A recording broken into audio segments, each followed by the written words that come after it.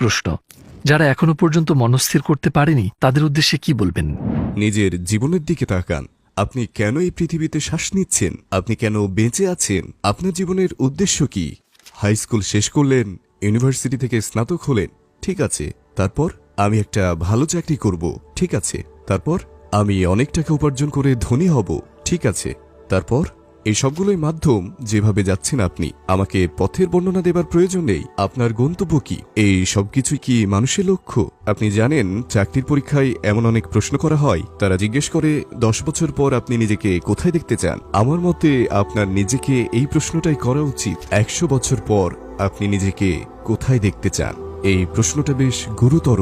ভেবে দেখুন, 100 বছর পর আপনি কোথায় গিয়ে পৌঁছাবেন? উত্তরটা আমি দিচ্ছি। অবশ্যই তখন আপনার জায়গা হবে মাটির গভীরে, এর কোনো ব্যতিক্রম হবে না। আপনি কি একজন মুসলিম? হ্যাঁ, অবশ্যই। ধর্ম হিসেবে ইসলামের সবচেয়ে বড় নির্দেশনা কোনটি? ইবাদত, সালাত। কেন আপনি সেটা আদায় করেননি? আপনি দিনে 12 ঘন্টা কাজ করেছেন, আপনি একটা নির্দিষ্ট বেতন পেয়েছেন, আপনি বসকে খুশি করতে অনেক চেষ্টা করেছেন, আপনি সালাতের চাইতেও আরো অনেক কঠিন কাজগুলো করেছেন। কিসের জন্য? টাকার জন্য।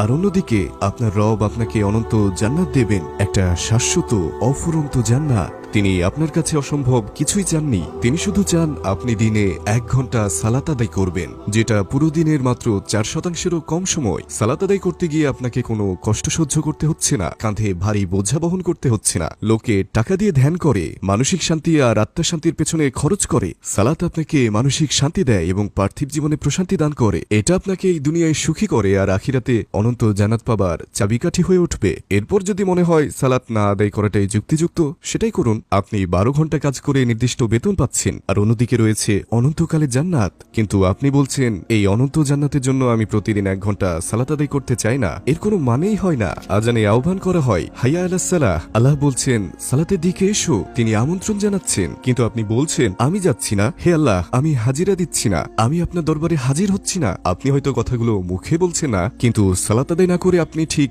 এগুলোই বলছেন। আপনি কার্যত বলছেন, আমি আপনার মুখোমুখি হতে চাই না, আমার ইচ্ছা করছে না। আমি বেতন পেয়ে জীবনকে উপভোগ করতে গিয়ে বসের কাছে আমার হৃদয়কে বিক্রি করে দিতে পারি, কিন্তু আপনার মুখোমুখি হওয়া বা অনন্ত জান্নাতের ক্ষেত্রে আমি সেগুলোতে মোটেই আগ্রহী নই। আপনি এটা মুখে বলছেন না, কিন্তু সত্যিকার অর্থে আপনি এসবই বলছেন। আপনি বুকের উপর হাত রেখে আমাকে বলুন, এটা কি আপনার জন্য এতটাই কঠিন কাজ? আপনার চারপাশে যে মানুষগুলো সালাত আদায় করছে, তাদের দেখুন, এসব করে তারা কি পস্তাচ্ছে? তাদের প্রশ্ন করুন। যদি তাদের একজনও বলে, গত 5 বছর ধরে সালাত আদায় করে আমি পস্তাচ্ছি, ঠিক আছে, তাহলে সালাত আদায় করবেন না। কিন্তু তারা সবাই আপনাকে এই কথাই বলবে, আলহামদুলিল্লাহ, সালাত আদায় শুরু করা আমার জীবনের সবচেয়ে শ্রেষ্ঠ সিদ্ধান্ত ছিল। আপনি এখনো কেন অপেক্ষা করছেন? সমস্ত কিন্তুতে আর সমস্ত যদিতে ফুল স্টপ দিন। আমি আমার স্কুল শেষ করব, এরপর আমি বিয়ে করব এবং সালাত আদায় করা শুরু করব। যখন আমি জীবনে থিত হব এবং সবকিছু স্বাভাবিক হয়ে আসবে, আমি তখন শুরু করব। আমি শুরু করতে চাই, কিন্তু আমার কাজ, আমার পরিবেশ এখন ঠিক অনুকূলে না। স্কুলের পরিবেশ একেবারে অনুকূলে না। ভাই, এসব অজুহাত ঝেড়ে ফেলুন, এগুলো পায়ের নিচে পিষে ফেলুন, এরপর সেগুলো ছুঁড়ে ফেলে দিন। এইসব অজুহাত আসছে শয়তানের কাছ থেকে, সেগুলো ভুলে যান। আপনার হাত দুটো তুলুন আর বলুন, আল্লাহু আকবার। সমস্ত দুনিয়াকে আপনার পেছনে ফেলে আসুন, বলুন আল্লাহু আকবার। বলুন, হে আমার রব, আমি আপনার মুখোমুখি হয়েছি, আমি তাওবা করতে এসেছি, আমি আপনার কাছে এসেছি আমার রব।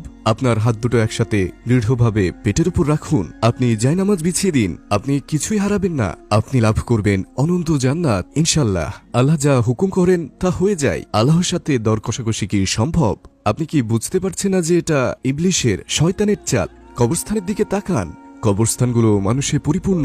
এমন সব মানুষে পূর্ণ যারা বিলম্ব করেছিল, এমন সব মানুষে পূর্ণ যারা বলেছিল, কসম করে বলছি, যখন আমার জীবন স্বাভাবিক হবে আমি সালাত শুরু করব।